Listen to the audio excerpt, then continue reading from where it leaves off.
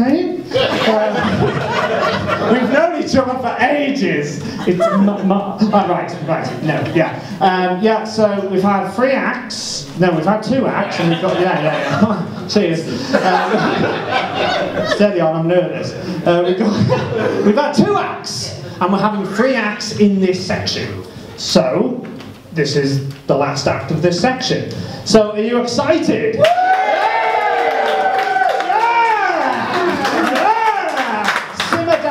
Simmer down. Right, actually, no, keep it up, Can't be back down. Leave it! It's Thursday. Right. Okay, so we've got our last act of this section coming up. So, everyone, yeah, you've been brilliant so far. Keep it up. Give a big hand for Mr. Martin Cowles.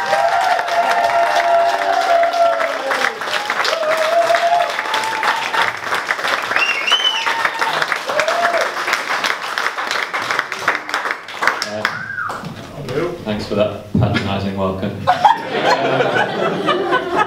Did you get my walk-on music? Did you? No? No, it's fine. It's alright, just this joke about Mr. Boombastic, it's not going to work.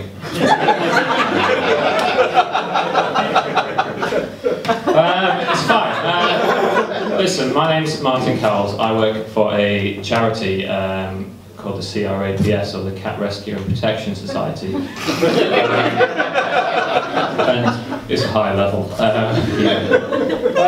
Basically, I was talking to Ivan, who organises these things, and he said that he would like something here tonight where people could laugh as well as learn.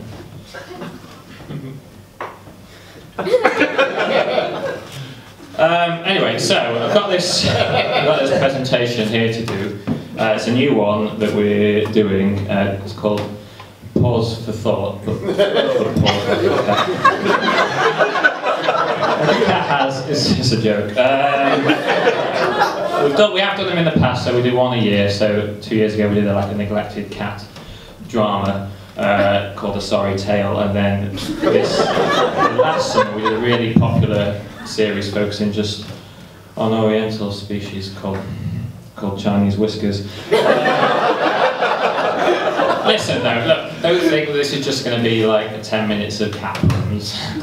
You know, it's probably about 7 or 8 minutes max.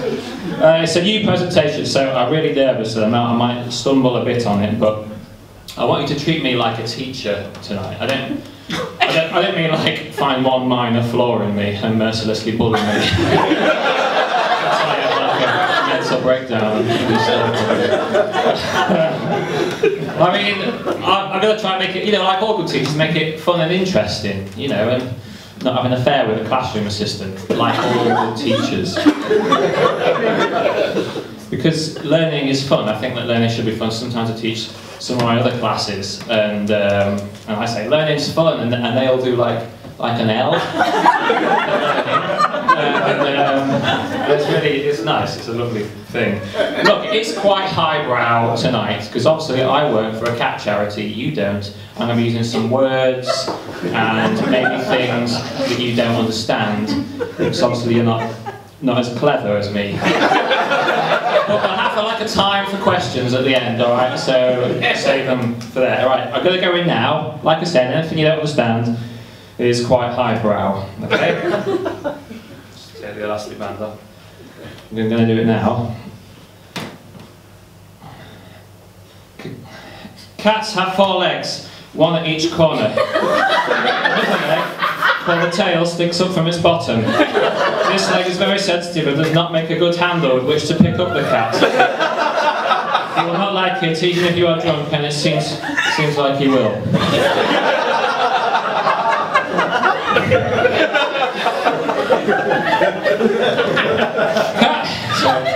Cats sleep for a large portion of the day.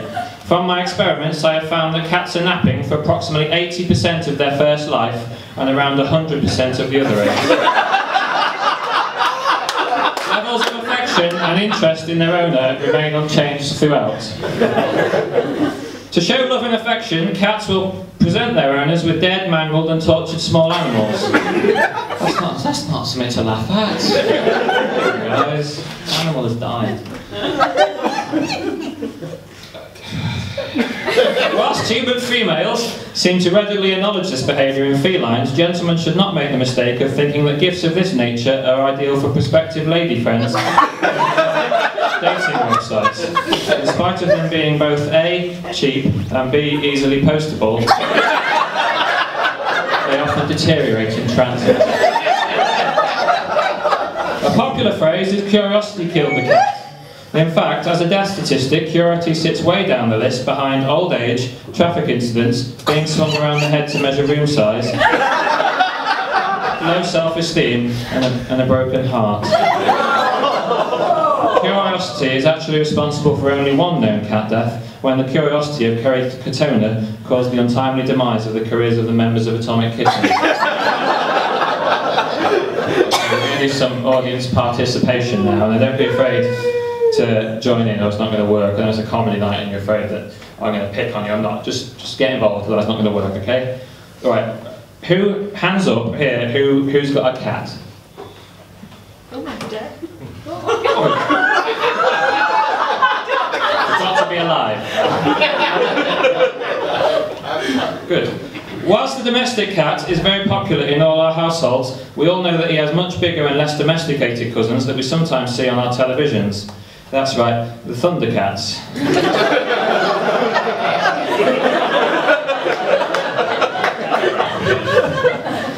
The similarities between a domestic cat and a Thundercat are striking, with the domestic cat only lacking opposable thumbs, identifiable speech, the ability to pilot a spaceship, the ability to reproduce with humans, the ability to fight evil, the ability to grasp a magic sword, the ability to tackle Mumra in combat, the ability to use nunchucks, and the possession of semi-sexual leotards.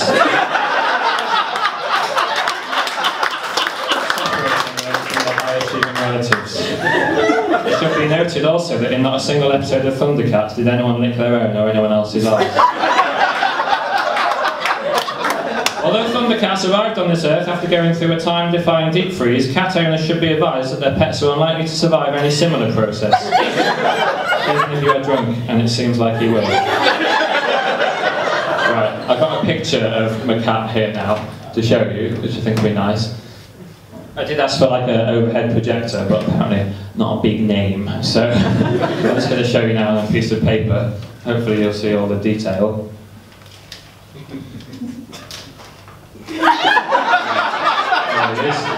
Obviously, my cat's orange. In other colours, got white, and then black, or black and white. They're the four main ones. When our cat dies, we're going to... When our cat dies, we're going to get a dog. It is unkind to try and make this happen sooner, even if you make it look like an accident. Despite how many times the cat poos on your kitchen floor, literally 1 foot from his litter tray, in what, in my opinion, is a completely intentional, passive-aggressive mistake. This includes leaving food in the road outside the house, or giving him a foundational part in your new experimental magic partnership, Danger Cat Attempts.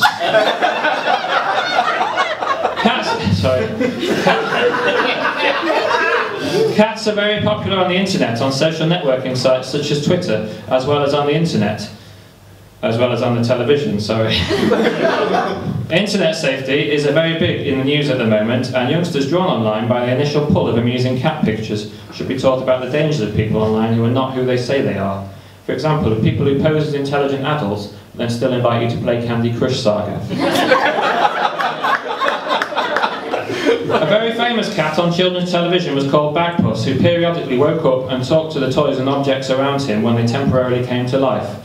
A final episode of Bagpuss, in which it was revealed that he had for a long time been sadly senile, the toys mere figments of his imagination, was filmed but never aired.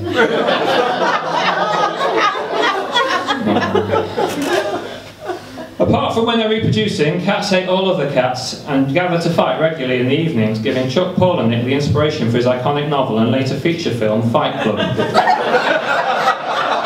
The first rule of Cat Fight Club is you do not talk about Cat Fight Club. The second rule of Cat Fight Club... So I've written the same one down again. We'll move on. How do cats digest their food, I hear you ask? How do cats digest their food? Don't know. On the cards.